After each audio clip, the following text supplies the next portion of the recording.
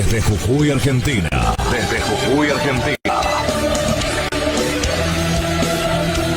Panoca.com.ar. La puerta de entrada al futuro.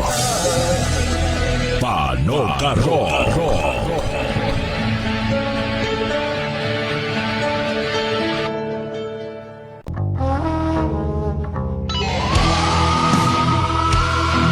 Contacto con la historia, que nadie te la cuente cambiada. Acá tenemos la posta. Todos los miércoles a las 20 llega Contacto con la historia. Lo que nadie nunca te dijo, lo que otros no se atreven a hablar. Escúchalo en la voz del profe Manuel Armas. Todos los miércoles, 20 horas. Contacto con la historia en Panoca Radio, www.panoca.com.ar. Después de esto, nada será igual.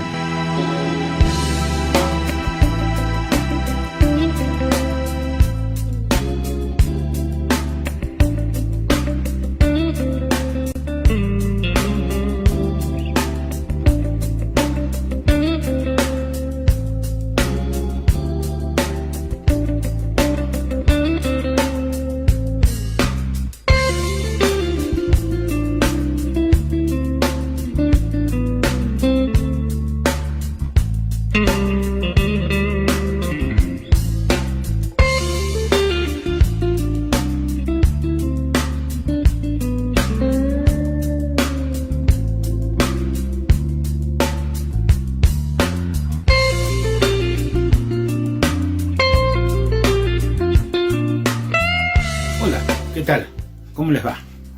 Acá estamos de nuevo en Contacto con la Historia, en esta cita ya habitual de los días miércoles.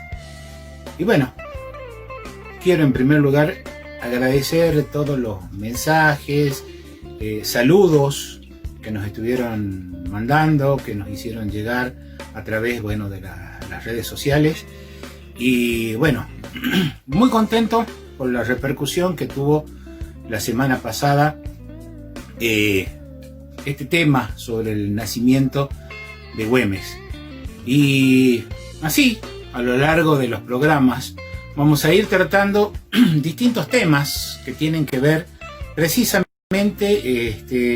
con algunas cuestiones polémicas, discutibles de la historia, porque como ya dijimos en otras oportunidades, la historia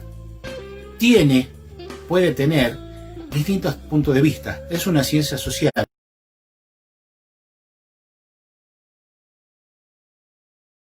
Distintas interpretaciones. Pero bueno, antes de empezar con los temas de hoy, quiero agradecer sobre todo esta posibilidad que nos da de poder llegar no solamente a los amigos de Contacto con la Historia en la provincia, sino en todo el país, porque al salir por internet tenemos esa posibilidad, podemos llegar a distintos lugares de la República Argentina, y también podemos llegar a otros países en donde hay jujeños, hay una comunidad bastante interesante de jujeños que están en distintos lugares y que bueno, se enteran de este programa y nos pueden ver. Entonces nos mandan por ahí algún mensajito saludándonos y acordándose de Jujuy, y también añorando cuando se podrá volver, o por lo menos venir de visita, ya que muchos tienen familia y han desarrollado toda su vida, ya han construido su vida en otro lugar. Hoy el primer tema que vamos a tocar es un tema ya de por sí discutible, un tema polémico, el tema del descubrimiento de América. ¿Sí? Esta semana hemos estado recordando un nuevo aniversario del 12 de octubre y desde más o menos mediados del siglo XX se ha empezado a plantear una discusión muy fuerte sobre la celebración o no sobre si festejar o no el 12 de octubre, por lo menos en lo que es América, ¿sí? Acá nosotros tenemos que hacer también una pequeña reflexión. Yo les decía ya en programas pasados de que la historia siempre va a tener por lo menos dos puntos de vista, dos versiones, ¿sí?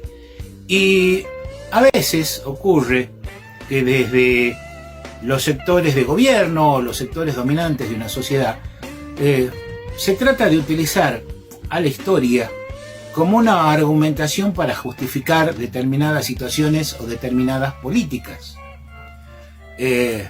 Muchas veces también tiene que ver mucho en una sociedad tan mediatizada como la que tenemos, la difusión de algunas noticias o la difusión de algunos puntos de vista que tienen que ver precisamente con la historia. Entonces, lo importante, lo fundamental es que para tener una opinión tenemos que conocer, tenemos que saber las distintas posturas, los distintos puntos de vista que hay sobre un acontecimiento histórico. Porque si bien el acontecimiento histórico es uno solo, ¿sí?, hay algo que ocurrió, ¿sí? Indudablemente, el 12 de octubre de 1492, un señor de nombre Cristóbal Colón llegó a un territorio, se cree una de las islas de la zona de las Bahamas, más precisamente la isla Guananí, y en ese lugar tomó posesión de todos estos territorios a nombre de la corona española.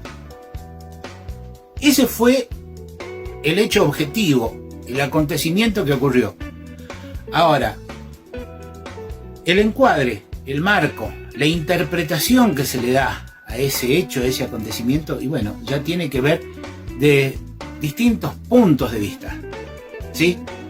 Si bien en historia los hechos, los acontecimientos son objetivos, la interpretación de los mismos, ¿sí?, lo que cada historiador analiza de estos acontecimientos es indudablemente algo subjetivo, que tiene que ver con su formación, con su estructura de pensamiento, con su forma de pensar, con las ideas que tiene, y lógicamente también el contexto en el cual esa persona está inserta, el marco social en el cual está inserto.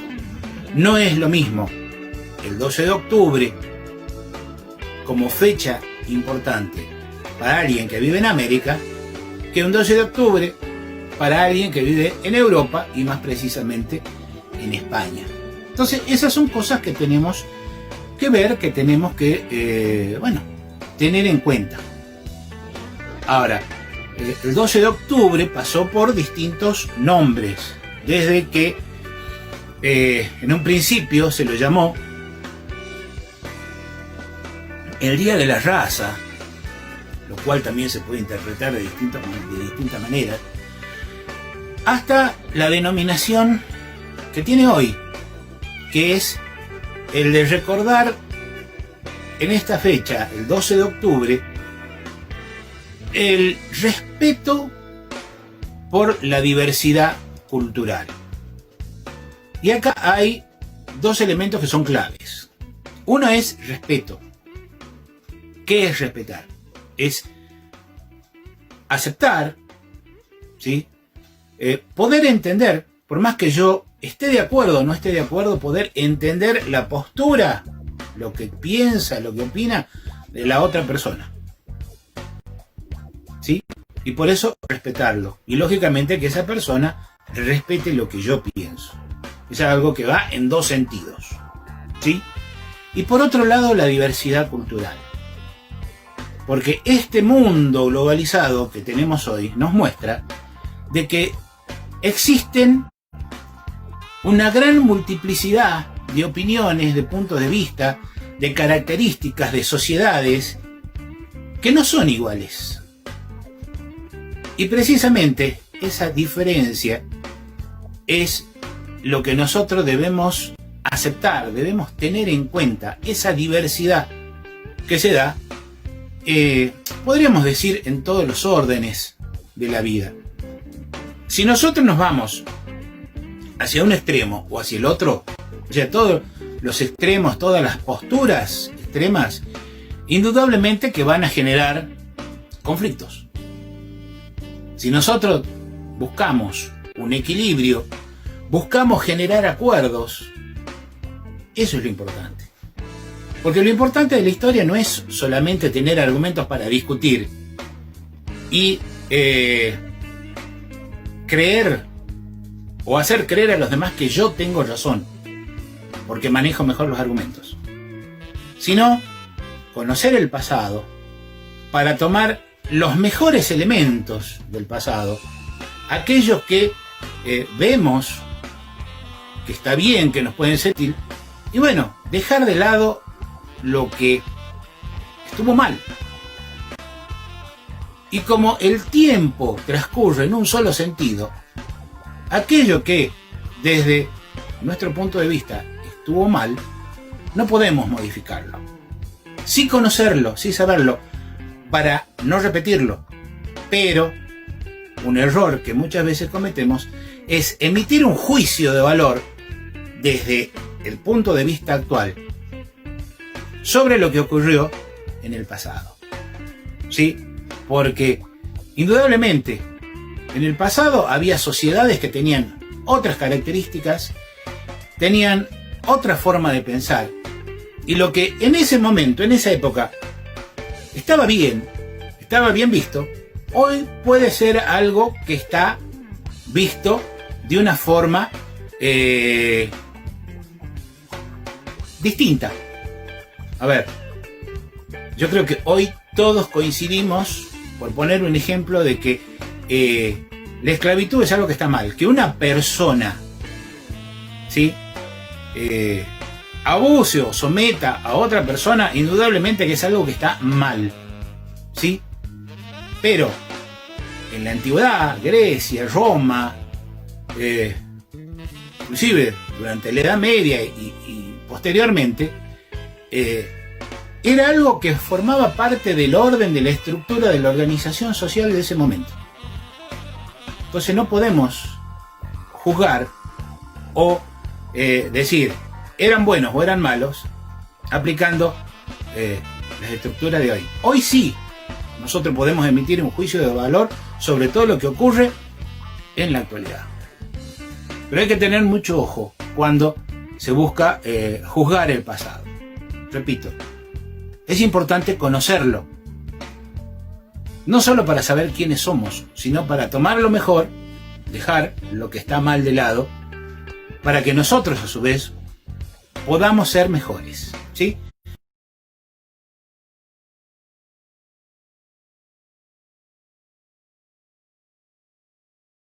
Hablamos de esto que se llama filosofía de la historia,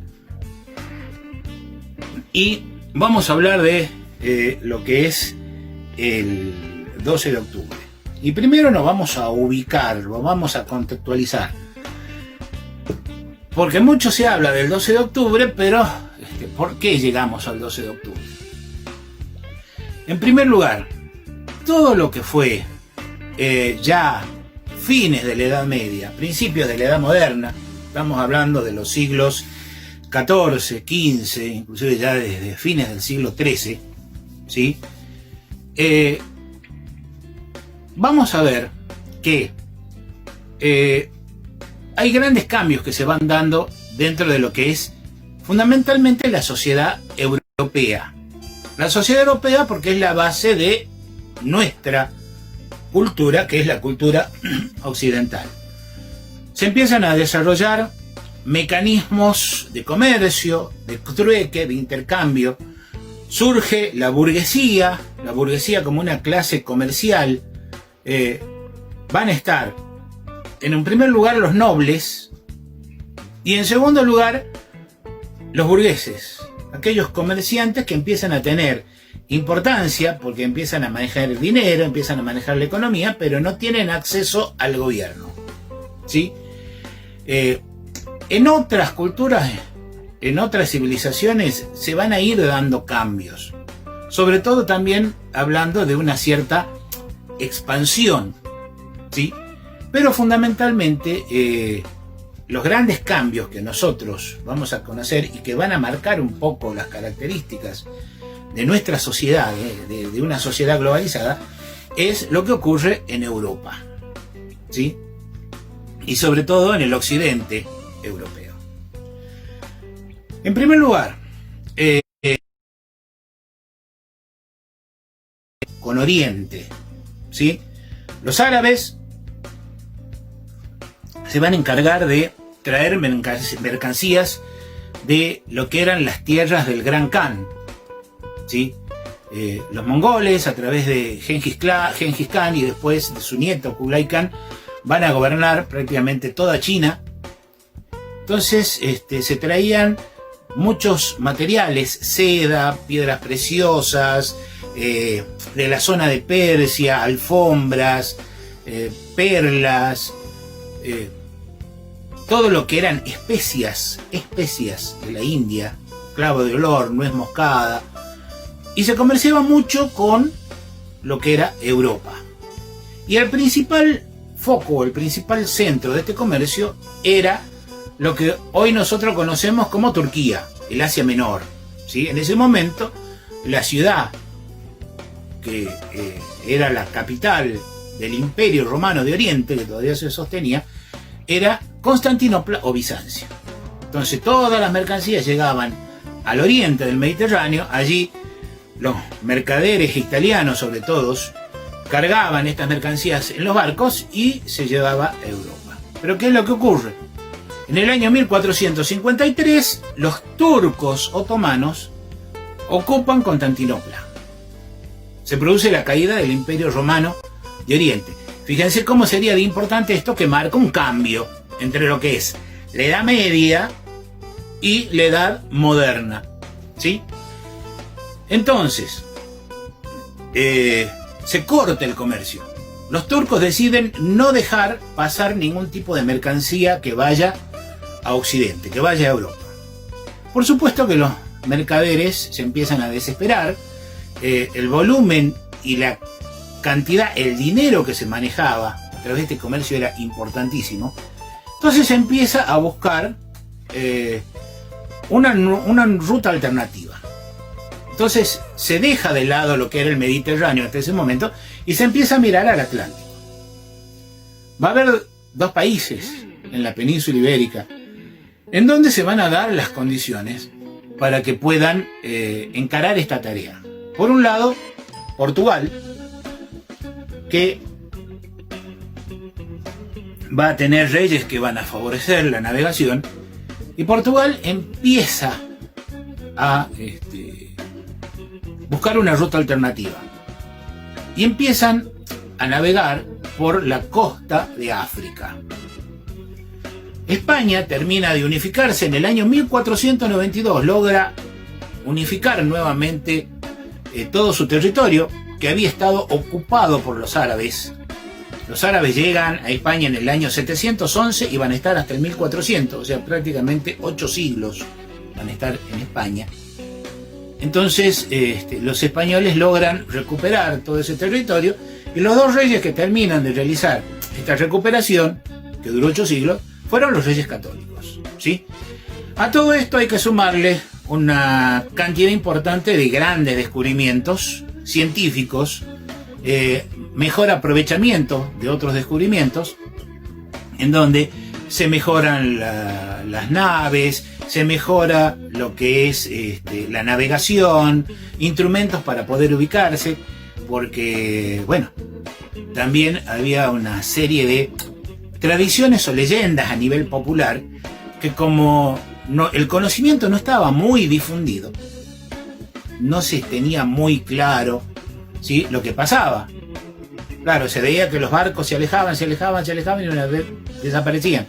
Entonces algunos pensaban de que la Tierra era plana y había un lugar donde era un abismo, en donde ahí se caía, desaparecían, que en la zona del Ecuador hacía tanto calor que el agua empezaba inclusive a hervir. Había muchos que cuando se arriesgaban a ir mar adentro, alejados de las zonas costeras, no volvían, pues lógicamente los barcos naufragaban. Entonces, bueno, había una gran cantidad de leyendas. Pero los estudiosos, podríamos decir las clases más altas de la sociedad, la nobleza, los eruditos, aquellos que estudiaban en las universidades, porque en Europa había universidades muy importantes, ¿sí?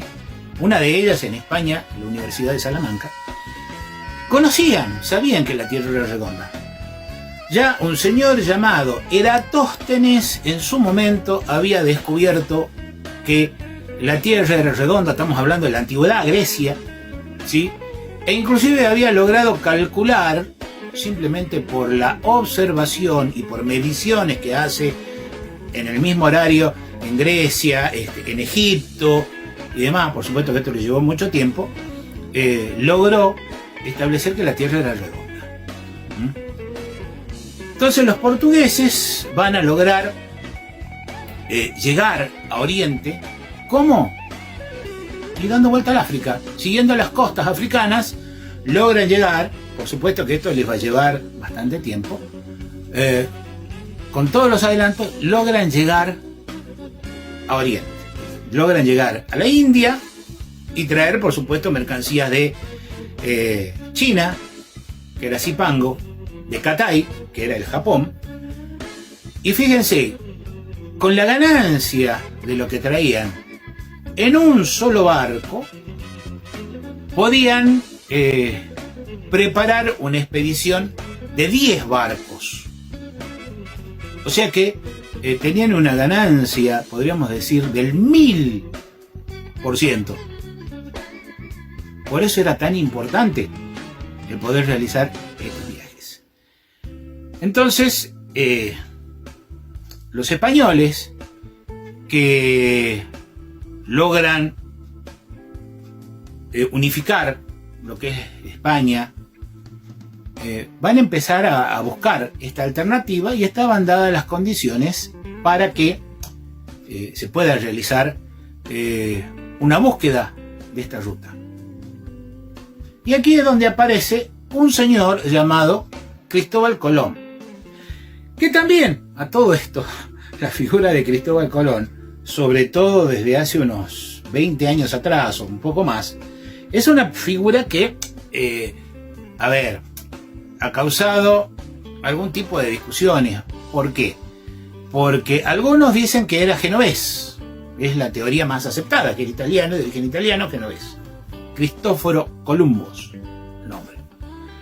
Pero hay otros que dicen que hay otro personaje que tiene un nombre similar, pero que no es italiano, sino que es de origen catalán y que pertenecía a comerciantes de la zona de Barcelona, ¿sí?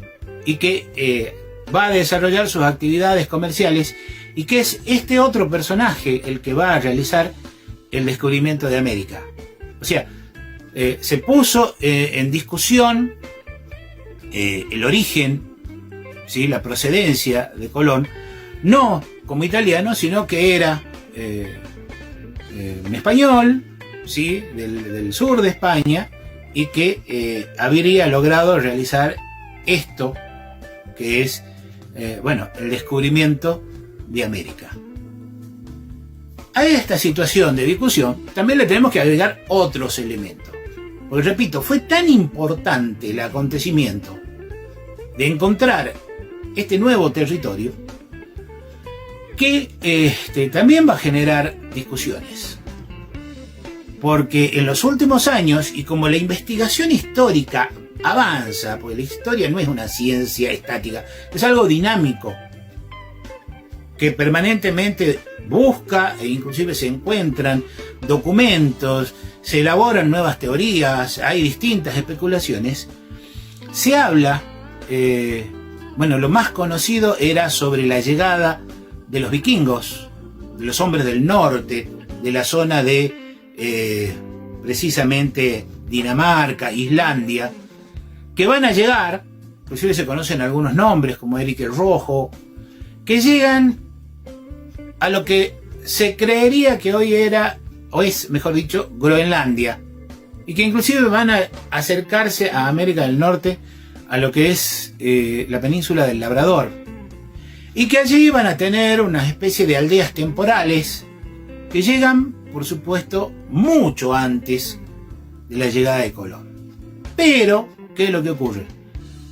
Se van a enfrentar, va a haber choques con lo que son los nativos del noreste de América, y bueno, no van a poder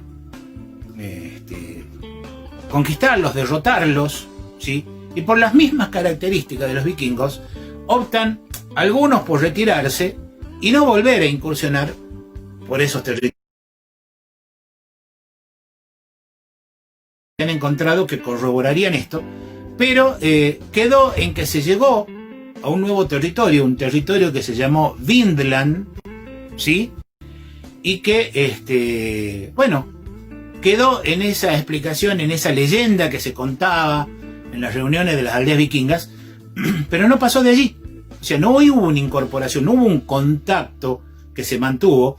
Entonces, esto se perdió nuevamente y no hubo una ocupación efectiva, digamos, del territorio, ¿sí?